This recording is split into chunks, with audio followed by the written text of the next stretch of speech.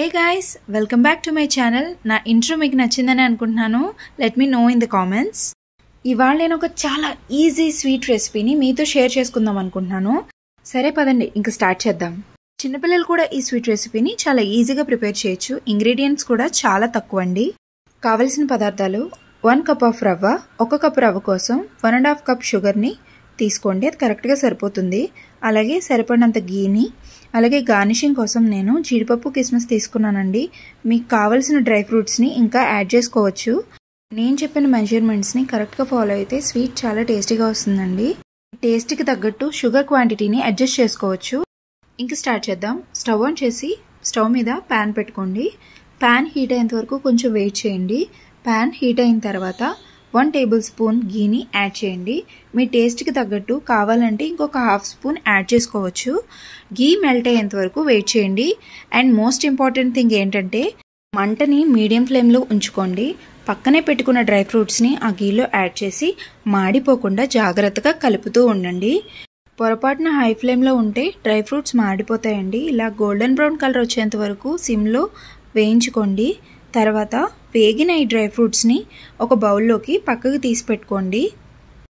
గీని ప్యాన్లోనే ఉంచేసి డ్రై ఫ్రూట్స్ని మాత్రం ఇలా సెపరేట్ చేసుకోండి. సెపరేట్ చేసుకున్న డ్రై ఫ్రూట్స్ని పక్కన పెట్టుకుందామండి. తర్వాత రవ్వని వేయించుకుందాం.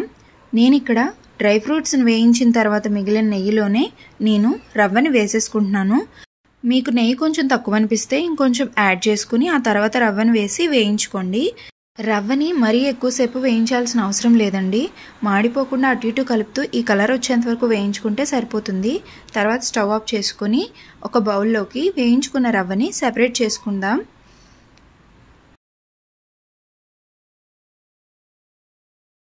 తర్వాత ఏ కప్పుతో అయితే రవ్వ తీసుకున్నానో అదే కప్పుతో 1 కప్పుకి 3 కప్పుల వాటర్ని నేను ఇక్కడ యాడ్ చేసుకుంటున్నాను. సరిగ్గా గమనించండి. ఏ కప్తో అయితే మీరు రవ్వ తీసుకుంటారో అదే కప్పుతో 3 టైమ్స్ మీరు వాటర్ని యాడ్ చేయాలి. అంటే 1 కప్పు రవ్వకి 3 కప్పుల నీళ్ళన్నమాట. ఇలా బాయిల్ అయ్యేంత వరకు వాటర్ని పొయ్యి మీదే ఉంచుకొని తర్వాత ఫ్లేమ్ని సిమ్లోకి టర్న్ చేసుకొని వేయించుకున్న రవ్వని అందులో యాడ్ చేసుకుందాం. జాగ్రత్తగా కలుపుతూ ఉండలు కట్టకుండా యాడ్ చేసుకోవాలండి. ఇలా బాయిల్ అవుతున్న వాటర్లో రవ్వని కొద్ది కొద్దిగా యాడ్ చేసుకుంటూ జాగ్రత్తగా మిక్స్ చేసుకుంటూ ఉండండి. ఉండలు కడితే స్వీట్ అంతగా బాగోదండి.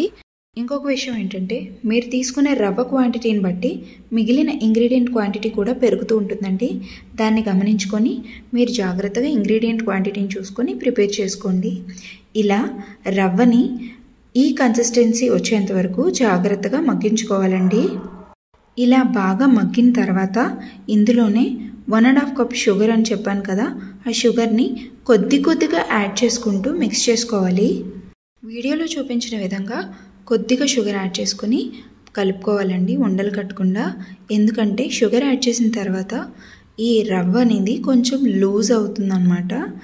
ముందుగా వేసుకున్న షుగర్ మెల్ట్ అయిన తర్వాత మరికొంత షుగర్ని యాడ్ చేసుకుని ఉండలు కట్టకుండా ముందు తీసుకున్న ప్రాసెస్లోనే సేమ్ అదే విధంగా జాగ్రత్తగా షుగర్ అంతా మెల్ట్ అయ్యేంత వరకు కలుపుతూ ఉండాలి.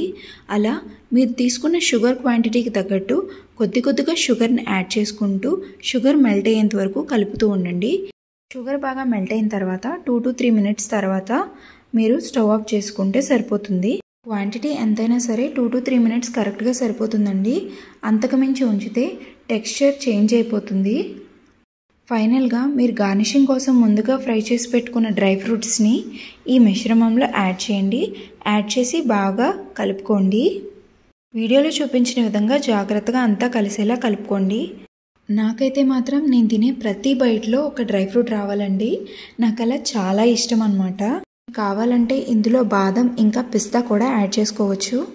నా ఒపీనియన్లో అయితే మాత్రం జీడిపప్పు కిస్మిస్ సరిపోతాయండి. అంతేనండి, చాలా ఈజీగా అండ్ చాలా టేస్టీగా ఉండే స్వీట్ అప్పుడే రెడీ అయిపోయింది.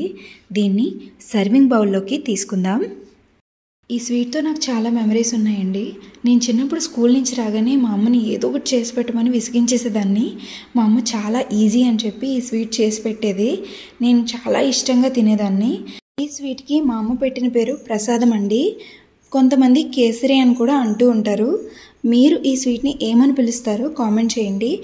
స్వీట్ అయితే మాత్రం అదిరిపోయిందండి. మీరు కూడా ఖచ్చితంగా ట్రై చేయండి. And don't forget to subscribe.